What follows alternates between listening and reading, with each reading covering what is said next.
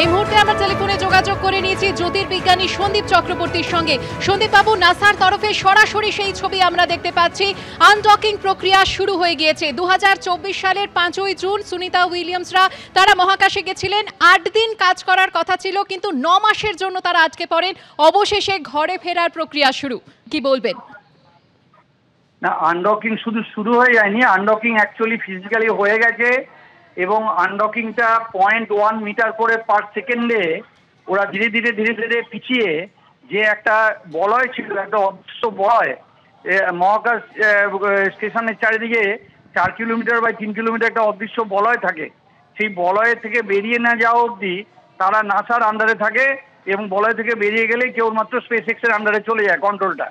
ফলে এই প্রথমে কাজ ছিল যে ওই অদৃশ্য বলয় থেকে স্ফিয়ার অফ ইনফ্লুয়েন্স, যেটা স্ফিয়ার অফ এক্সক্লুশন, সেখান থেকে তারা বেরিয়ে এসেছে এবং বেরোনোর পরে ডিঅরবিটিং অ্যাক্টিভিটি চালু হবে।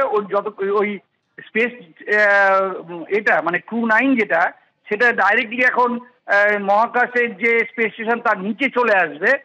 ওপরে যে ছিল এখন আপনাকে দেখতে হবে যে কিভাবে ওরা বেরিয়েছে। ওরা কিন্তু বেরিয়ে এসছে জেনিথের পোর্ট থেকে, অর্থাৎ ওপরে চলে গেছিল, গিয়ে এবার সুইং করে ওটা নিচে চলে যাবে।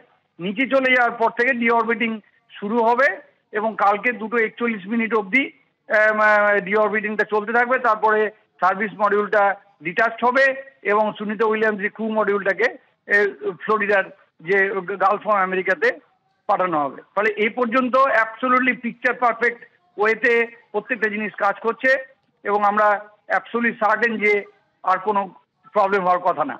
সন্দীপবাবু, অর্থাৎ কক্ষপথে থেকে কি বের হওয়ার প্রক্রিয়াকে মানে বলা হচ্ছে যে আনডকিং করার পর এখন যে প্রক্রিয়াটা চলছে?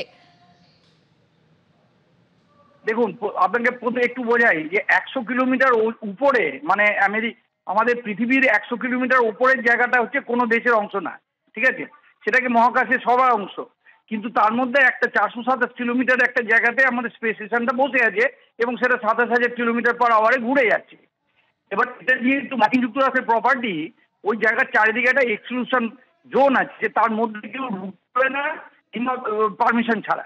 এবার যেহেতু স্পেস এক্স একটা প্রাইভেট কোম্পানি, তারা পারমিশন নিয়ে সেটার মধ্যে ঢুকে গিয়ে ডকিং করেছে। আজকে আবার যখন আনডকিং করে বেরিয়ে আসে, ওই স্ফিয়ার অফ এক্সক্লুশনটাকে বেরিয়ে না আসা অবধি সেটা নাসার থাকবে, তারপর থেকে সেটা বেরিয়ে এলো। এবার এই যে 3-4 কিলোমিটার একটা বলয়, এই বলয় থেকে বেরিয়ে আসার পরে ওরা এবার নিজেদের অটোনমাসলি পৃথিবীর দিকে আসতে থাকবে। কোনো ফিজিক্যাল কোনো ইন্টারাপশন কোনো দরকার পড়বে না যদি না যন্ত্রগুলো ম্যাল ফাংশন শুরু করে। আচ্ছা, ফলে ওরা প্রথমে গেল ইন্টারন্যাশনাল স্পেস স্টেশন থেকে উঁচু হাইটে, তারপরে সুইং করে তার নিচে চলে আসবে। নিচে চলে আসার পর থেকে ডিঅরবিটিংটা শুরু হবে। মানে ওরা অরবিটটা ঘুরতে নামবে, ঘুরতে স্পাইরাল পথে নামতে হবে। তাহলে তো স্ট্রেট নামতে পারে না। স্ট্রেট যদি নামে তাহলে তো মিনিট আর 3-4 ঘন্টার মধ্যে নেমে চলে আসতো, কিংবা ঘন্টা 2-এর মধ্যে। কিন্তু অ্যাকচুয়ালি স্পাইরাল গতিতে ঘুরতে এসে নামছে। ফলে এই ঘোড়াটা 17 ঘন্টা সময় লাগবে 427 কিলোমিটার থেকে 100 কিলোমিটারে নেমে আসতে। তারপরে সার্ভিস মডিউলটা ডিটাচ করবে এবং সুনিতা উইলিয়ামসের যে ক্রু মডিউলটা হয়ে যাবে অন ইটস ওন। তার কিন্তু আর কোনো প্রপেলেন্ট থাকছে না যে ম্যানিপুলেট করার মতো কিংবা আবার ফিরে যাওয়ার মতো মহাকাশে। যদি কোনো অ্যাক্সিডেন্ট হয়, যা ওদের আর কিছু করার নেই। এইটা একদম ফ্লোরিডার গালফ অফ আমেরিকার দিকে মুখ করে তাকে ক্যাটাপুল্টের মতো পুশ করে দিয়ে সার্ভিস মডিউল কিন্তু সেপারেট হয়ে গিয়ে সমুদ্রে আর একটা জায়গায় গিয়ে পড়ে ধ্বংস হয়ে যাবে।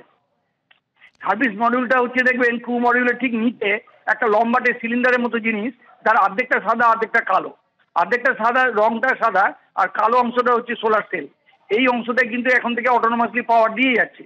যতক্ষণ পর্যন্ত সুনিতা উইলিয়ামসের এই ক্রু 9টা যতক্ষণ ধরে অ্যাটাচ ছিল হারমোনি মডিউলের জেনিথ পোর্টের সঙ্গে, ততক্ষণ পর্যন্ত পাওয়ার নিচ্ছিল ইন্টারন্যাশনাল স্পেস স্টেশন থেকে। এখন ওরা ফুলি চার্জড অবস্থাতে বেরিয়ে এসেছে এবং সার্ভিস মডিউলটা সেপারেট হয়ে যাওয়ার পরেই মোস্ট ভালনারেবল টাইম যেটা, যে ক্রু মডিউলটা অন ইটস ওন, এবং সেই সময়তে তারা আস্তে আস্তে এগিয়ে আসবে। প্রথমে আগুন জ্বলে উঠবে তার চারিদিকে, মানে ফ্রিকশনে প্রায় 3000 ডিগ্রি টেম্পারেচার হবে, প্রায় 60-65 কিলোমিটার উঁচুতেই। প্রায় 5 মিনিটের জন্য ওনাদের সঙ্গে কমিউনিকেশন বন্ধ হয়ে যাবে, কারণ কোনো রেডিও ওই প্লাজমা ভেদ করে ঢুকতে পারে না, সেখান থেকে রিফ্লেক্টেড হয়ে বাইরে বেরিয়ে চলে আসে। ফলে 5 মিনিট আমরা জানতেও পারবো না তারা ভেতরে কি করছে, ওরাও জানতে পারবে না বাইরে পৃথিবীতে কি হচ্ছে। তারপরে ওই ফেজটা যখন ক্রস করে গেল, তারপরে আস্তে আস্তে তারপরে আমরা ওটাকে তখনও সুপারসনিক স্পিডে আসছে, তাদেরকে আলটিমেটলি ড্রোগ প্যারাশুট দিয়ে তাদের স্পিড ব্রেকিং হবে এবং সেই স্পিড ব্রেকিং এর পরে নর্মাল প্যারাশুট দিয়ে তাদেরকে 11-12 কিলোমিটার উঁচু থেকে স্প্ল্যাশ করানো হবে গালফ অফ আমেরিকাতে নমিনাল স্পিডে 1 মিটার 2 মিটার পার সেকেন্ড স্পিডে। এই হচ্ছে পুরো রুটিনটা। 3:57 মিনিটে ওনারা স্প্ল্যাশ ডাউন করবেন আগামীকাল ভারতীয় সকাল 3:37। সন্দীপবাবু যেমনটা আমাদের জানিয়ে দিলেন যে ভারতীয় সময় সকাল 3:37 নাগাদ পৃথিবীতে পা রাখতে পারেন সুনিতা উইলিয়ামসরা। 9 মাস পর বাড়ি ফিরছেন তারা এবং ইতিমধ্যেই সেই প্রক্রিয়া শুরু হয়ে গেছে। সেই ছবি সরাসরি আপনারা দেখছেন নাসার তরফে। It's one of several safety zones set up to govern visiting spacecraft, either arriving or departing the station. Before moving into the Keep Out sphere or the approach ellipsoid, spacecraft have to